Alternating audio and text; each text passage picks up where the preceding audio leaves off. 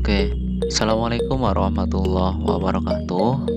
Berjumpa kembali dengan saya di channel catatan David. Pada kali ini saya akan membuat tutorial tentang bagaimana cara membuat tali air beserta dasnya atau yang sering kita sebut dengan catchment area. Nah, software yang perlu teman-teman persiapkan adalah Google Earth. Nah, nanti kita akan membuat track jalurnya itu menggunakan Google Earth ya teman-teman. Nah, nanti kita juga bisa menandai di mana lokasi yang akan kita cari untuk catchment areanya. Nah, sedangkan Global Mapper sendiri adalah software yang kita gunakan untuk mencari dasnya. Oke, langsung saja kita ke tutorialnya. Nah, di sini saya akan membuat catchment area di daerah sini ya teman-teman.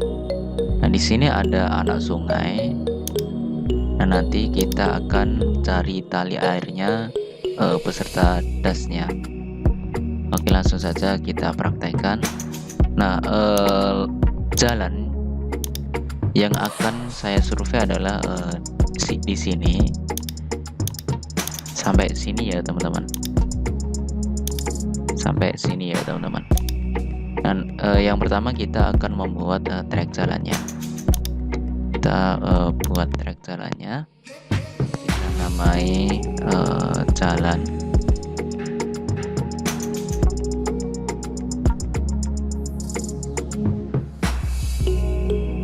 Perdaplos ya, seperti ini ya teman-teman. Nah, di sini teman-teman juga bisa mengganti style warnanya. Di sini saya akan menggunakan warna kuning dan untuk ketebalannya saya buat 3. Nah, setelah itu teman-teman tinggal track jalannya.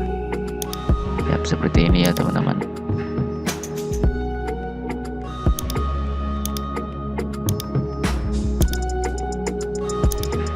Nah, di sepanjang jalan ini nanti kita akan mencoba membuat dasnya ya teman-teman.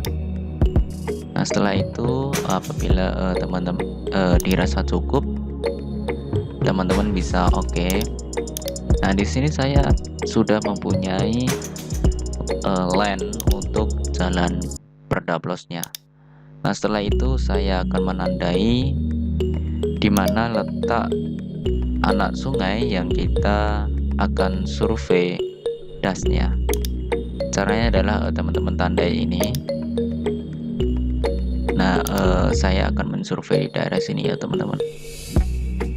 Nah, teman-teman bisa kasih nama.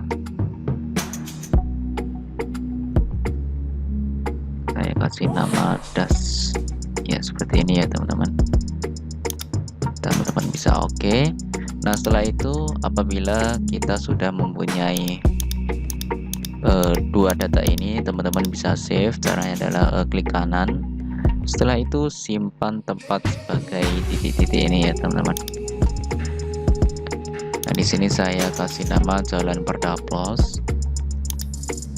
Nah, untuk poinnya sama juga, kita save, simpan tempat sebagai titik-titik ini.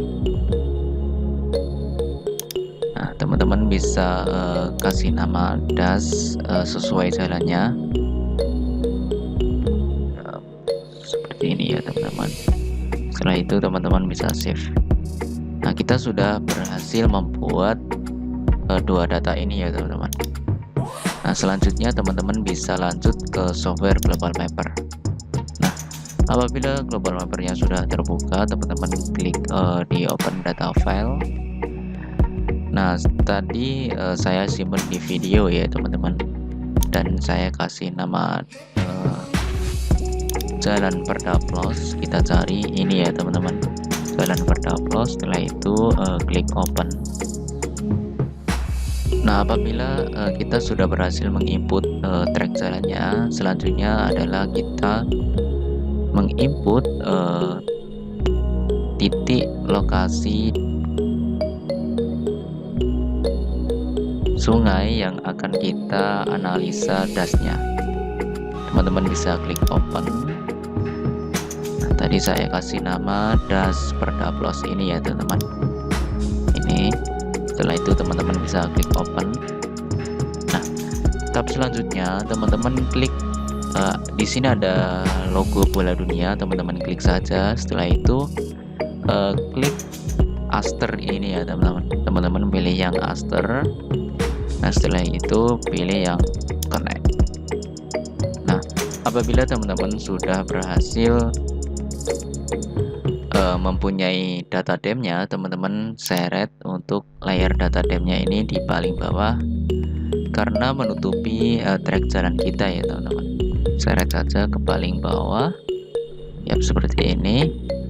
Nah, apabila kita sudah berhasil menginput semuanya data-data ini, teman-teman klik analysis. Nah, setelah itu pilih yang generate watershed. Nah, di sini teman-teman bisa setting sesuai keperluan teman-teman. Nah, di sini saya setting seperti ini. Nah, setelah itu teman-teman bisa oke. Nah, kita sudah berhasil mempunyai tali airnya ya teman-teman. Kita bisa munculkan tali airnya saja. Ya, seperti ini. Nah, kita akan mencoba mencari catchment area di titik ini. Ini ya teman-teman. Nah, caranya adalah yang pertama teman-teman buat poin di titik crossing ini, yang crossing antara jalan dengan sungainya. Teman-teman bisa klik ini, create point. Nah, setelah itu teman-teman klik di crossingnya ini. Nah, teman-teman bisa kasih nama catchment area.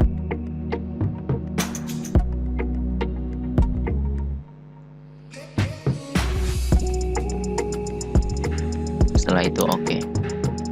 Nah, maaf, di sini untuk fitur layarnya teman-teman kasih nama terserah teman-teman. Saya kasih nama das saja. Seperti ini ya teman-teman. Nah, tahap selanjutnya adalah teman-teman aktifkan kembali untuk peta DM-nya, data DM-nya. Nah, setelah itu teman-teman klik escape sampai kursornya itu ada keterangan edit. Klik escape. Yap, seperti ini ya teman-teman. Nah, di sini kursornya sudah ada keterangan edit. Nah, teman-teman tinggal select untuk poinnya saja. Ingat ya teman-teman, poinnya saja teman-teman select. Nah, apabila teman-teman sudah menselect untuk poinnya saja, teman-teman bisa klik di analysis lagi. Nah, setelah itu klik generate watershed sama seperti tadi. Nah, bedanya adalah teman-teman checklist untuk trace flow-nya ini juga di checklist, dan teman-teman yang advance ini teman-teman checklist juga. Nah, setelah itu teman-teman bisa klik OK. Nah, kita sudah berhasil membuat catchment-nya ya teman-teman. Dan di sini catchment-nya sudah terlihat. Teman-teman bisa matikan layer-layer yang tidak diperlukan.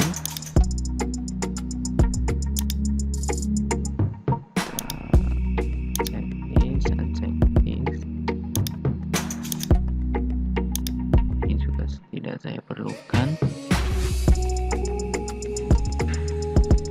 Oke, kita sudah berhasil ya teman-teman. Kita tarik saja untuk layer-layer yang kita buat dari Google Earth tadi di paling atas. Seperti ini ya teman-teman. Ini juga taruh paling atas. Nah, kita sudah berhasil ya teman-teman. Nah, ini arahnya airnya ke sini. Nah, tahap selanjutnya kita akan mencoba mengekspor data ini ke Google Earth. Caranya adalah teman-teman klik ini ya teman-teman, daerah aliran sungainya ini. sini teman-teman klik kanan, setelah itu ke layer dan ekspor layer. Setelah itu teman-teman bisa oke. Nah, di sini teman-teman pilih formatnya yang KML atau KMZ.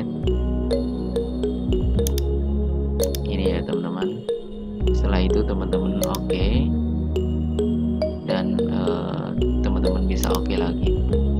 Nah, di sini teman-teman bisa kasih nama attachment area. Ya, seperti ini ya teman-teman. Nah, setelah itu teman-teman bisa buka kembali untuk attachment area yang tadi di Google Ads. Kita buka. Jadi saya kasih nama attachment area ini ya teman-teman. Setelah itu klik open. Nah, ini adalah peta dashnya dan peta tali arinya.